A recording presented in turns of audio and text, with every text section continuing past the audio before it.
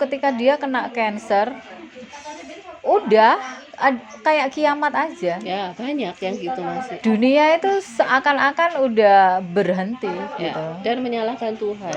Dan menyalahkan Tuhan, kenapa saya, kenapa ya, banyak faktor. Padahal karunia Tuhan. Kalau kita pikir lagi, Benar. ini karunia Tapi Tuhan. aku berpikirnya begini, cancer itu sebenarnya bukan akhir dari segalanya, tapi justru Awal kita belajar justru untuk apa? awal. Karena ketika kena cancer itu jadi satu momentum yang bagus untuk menaikkan level kesadaran tentang apa? Kesadaran untuk bisa memahami diri kita sendiri, Memaafkan diri sendiri, memahami mengerti, dan memberikan apa yang terbaik untuk diri kita sendiri, termasuk apa yang kita konsumsi.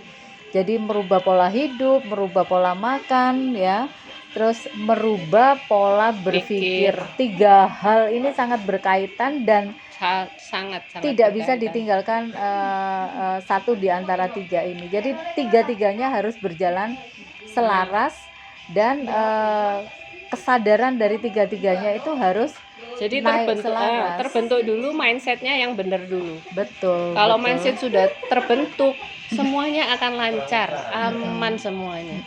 Banyak sih yang konsultasi juga nanya, aku sudah gini tapi kok masih gini, gitu bilang. Mesti sakit apanya dulu kan kita gitu. Coba rilis, apapun dilepaskan, ya kan? Beban-beban, rasa dendam, segala macam tuh harus berani melepaskan. Kadang orang kan masih menyimpan dan itu nggak mudah. Dan nggak mudah, memang nggak seperti masing-masing kita orang itu ngomong. punya kemampuan yang berbeda. Tapi setelah lepas luar biasa, enaknya luar biasa. Butuh proses. Ya. Ada yang menarik begini.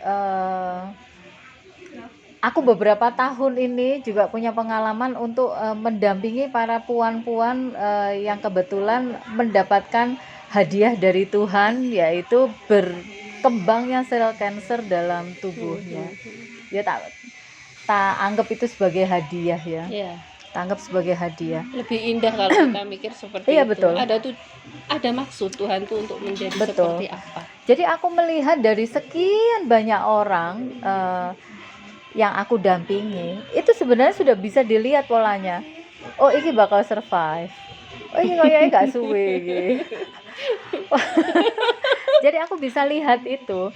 Bukan karena aku sakti, ya. Nah, tapi dari awang juga gitu ya. Tapi dari feedback mereka. Jadi ada beberapa perempuan itu yang mereka itu bisa menerima semua masukan. Jadi dia itu mengosongkan gelasnya dan menerima semua masukan yang dia dapatkan. Jadi kan misalnya ada, oh kalau posisi begini lebih bagus, pola makannya dirubah, 100% raw food. Itu ada yang niat banget benar-benar dijalankan. Karena niat untuk sembuh. Karena keinginan untuk sembuh lebih besar. Itu lebih besar, dan dia bisa memasukkan sugesti ke dalam otak bawah sadarnya dengan beberapa treatment yang dia lakukan itu untuk membuat dia sembuh gitu. Tapi ada beberapa yang juga menawar. sing nomo gitu.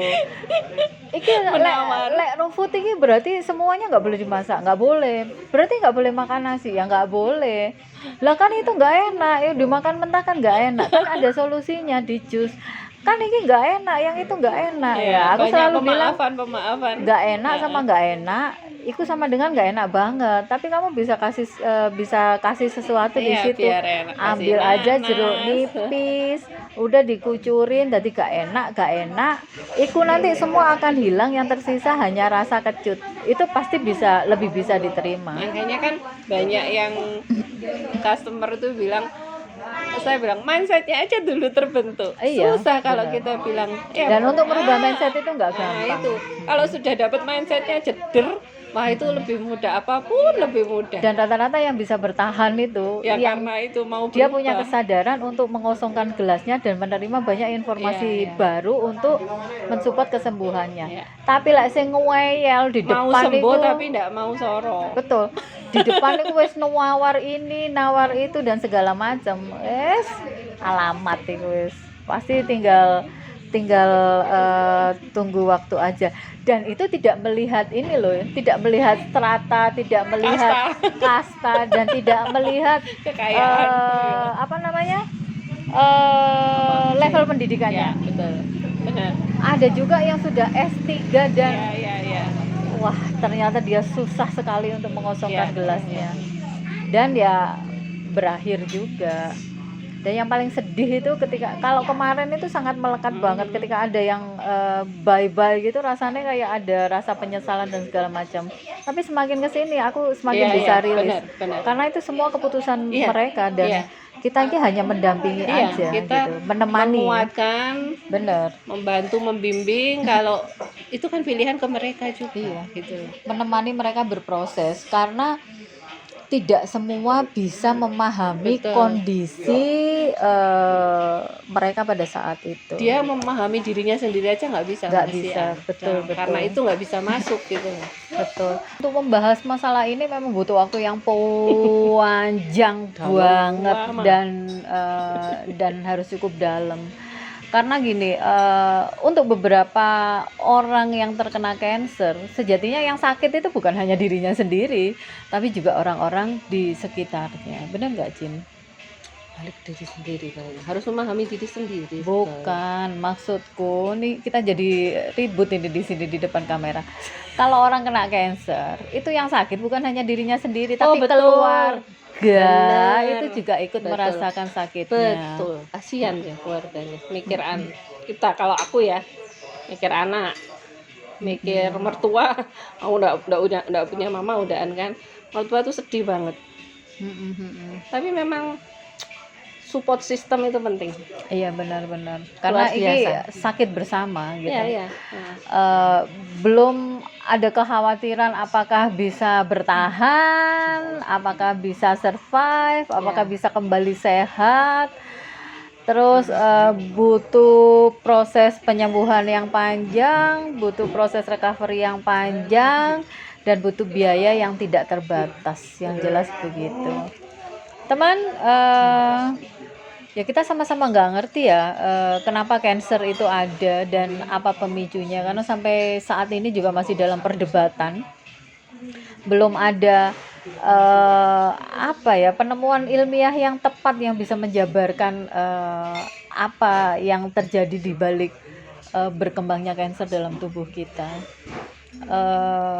Ya mungkin satu-satunya cara yang kita bisa lakukan adalah melakukan tindakan-tindakan preventif dengan merubah pola makan, merubah pola hidup, merubah pola pikir, karena sejatinya katanya ya, kita boleh tidak sepakat, dan aku sama kamu juga boleh tidak sepakat, tapi nggak perlu berantem di depan kamera juga.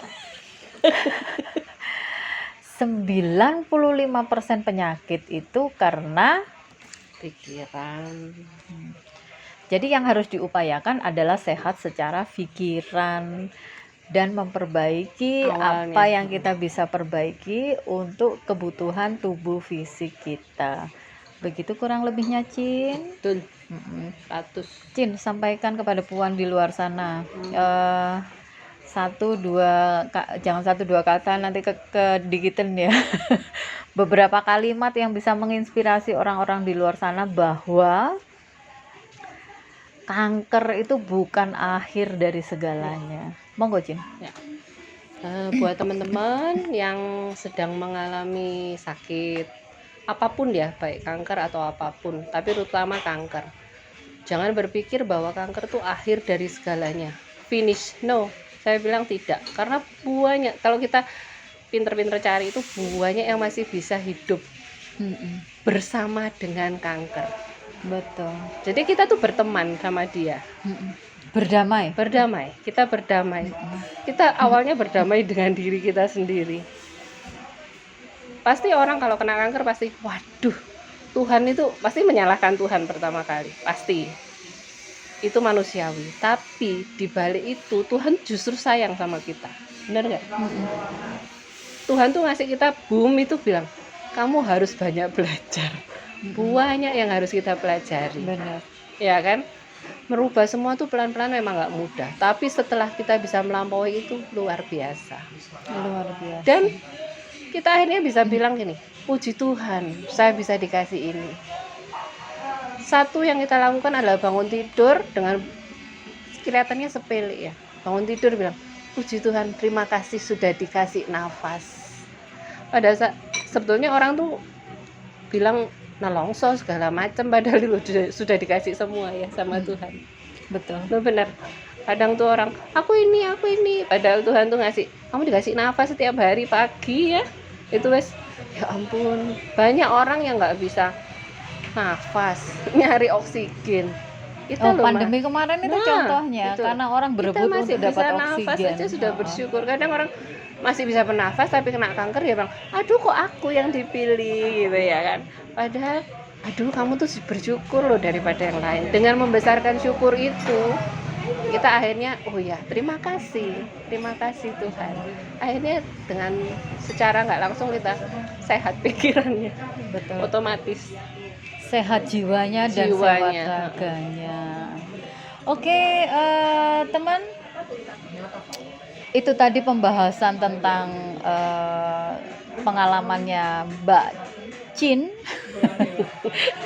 Pengalamannya Mbak Chin, bagaimana dia harus survive dengan kansernya, dan seperti yang kalian lihat dia masih bisa ketawa di sini dan sehat walafiat, belepotan aku deh. Dan kita jumpa lagi, masih ada satu sesi lagi dengan Mbak Chin. Kita akan menggali apa sih kira-kira yang harus dilakukan saat kita mau mulai makan yang sehat, belajar makan yang sehat. Oke, sampai jumpa di video selanjutnya.